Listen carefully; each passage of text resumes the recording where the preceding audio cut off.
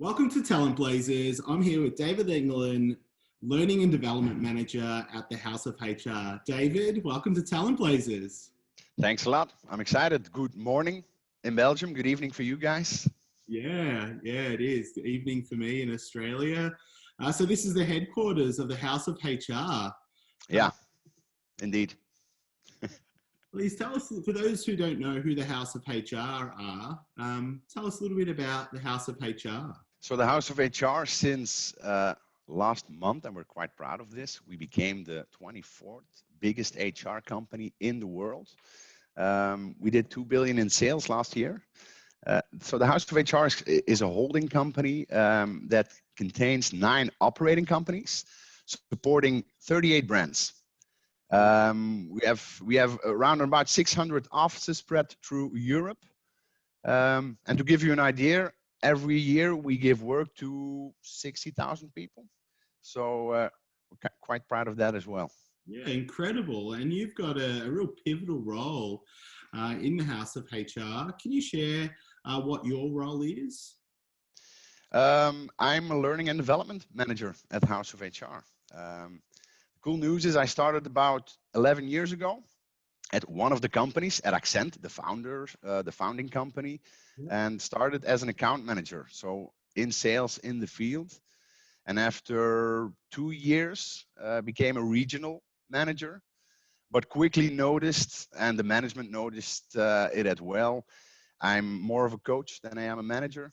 So they gave me a chance to join the Accent Business School, which is the learning and development department at Accent. After a couple of years, I became the learning and development manager at Accent. And now for a couple of months, I'm doing this at the House of HR. So yeah. And we were just talking a little bit offline. You've done some incredible things with video and rolling out video at the House of HR.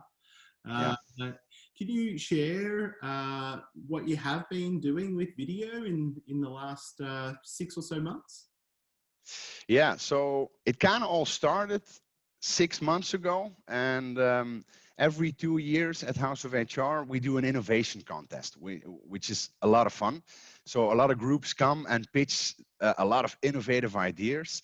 And the last session, there was one group of Accent that really stood out. They wanted to storify our vacancies using video. And of course, we already knew that videos would be a great way to engage with job seekers. And we all also know that videos are taking over the internet year by year. So that was the winning group. And then we just needed to find the right app. We did. And we launched this app in September for Accent, and in November for 2 other companies, Continue and Covebo. So that's how it went. Yeah, wow. And you've trained 1,200 people at the House of HR video. Yeah, indeed. Yeah, not only me, of course, together with a fantastic team. Yeah. Of course. How? Where do you start? And how do you? So I think the first step would be, and that's what we did. We searched for a video champion. So a project manager who was really passionate about video. Then we pitched the idea to the middle management, and then we created a video to search for 50. We needed 50 ambassadors. So we looked at the geographics. We said we are going to need about 50 ambassadors to help us launch the product. And then indeed we gave 61 workshops to train all our employees physically. Wow. We had to do it in small groups because of the pandemic. And yeah, so these were workshops where the why story was very important. We always should start with why, and trying to explain and visualize why video is the best way to go. And then we trained them in detail how to use the tool.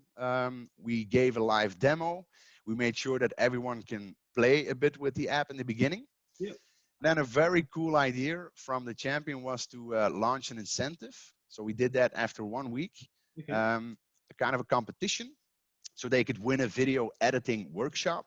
And the competition was called "We're Not Trying to Win an Oscar." Just to make the point, you're Yeah, not love that. directing a Steven Spielberg movie, you're just making engaging videos. And that helped. That helped in the launching bit. So would you say that's one of the biggest tips to getting started, making it fun? Yeah, that's my advice. Don't start with targets and KPIs in the beginning. Just get everyone riled up and enthusiastic about jumping in front of the camera, because that is kind of a challenge. Not everyone is very enthusiastic to jump in front of a camera, so you have to make them feel safe and comfortable in the beginning. It's important. So fast forward to today, and you're at a different stage to where you were when you first started. Yeah. How have you captured those stories and shared them with the business? And where are you at today versus early on? So a very important part is also keeping it alive. So we have done all sorts of stuff to make sure that it's part of our daily job. For example, every Thursday since we launched, every Thursday we put a video with tips and tricks and updates on our platform. Um, every 2 weeks we update a roadmap to share with our management. Every month we do workshops for our ambassadors with tips and tricks.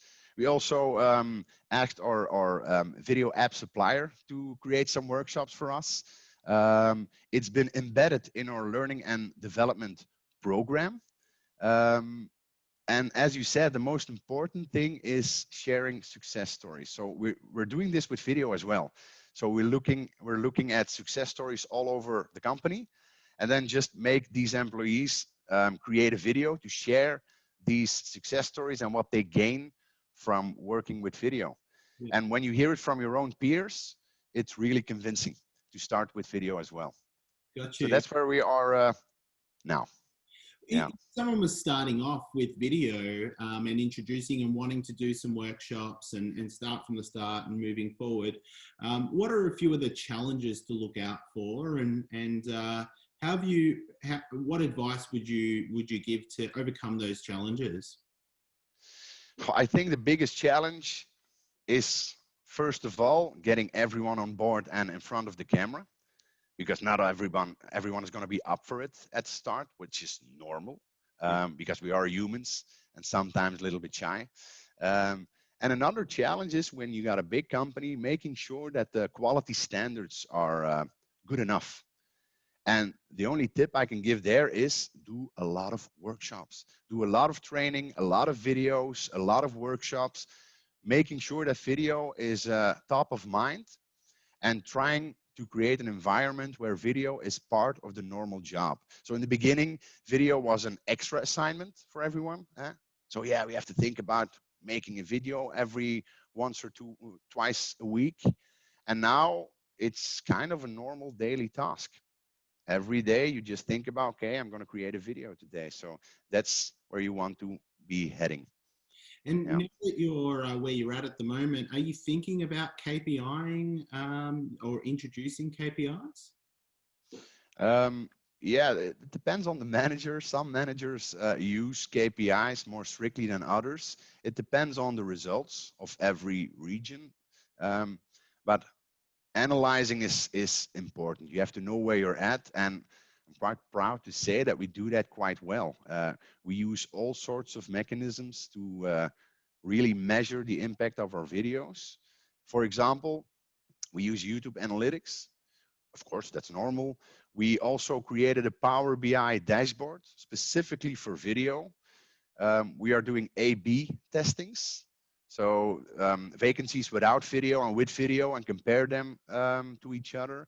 We're using Hotjar, which is a very cool tool to observe the surfing behavior of our visitors, and that's all used to accurately measure the results of using videos. And what a surprise, it has good results. And I knew this from the start, from the get-go.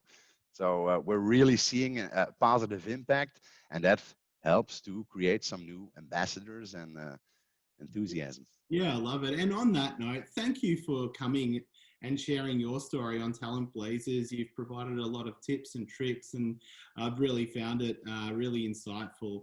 Thanks, David. With pleasure. With pleasure.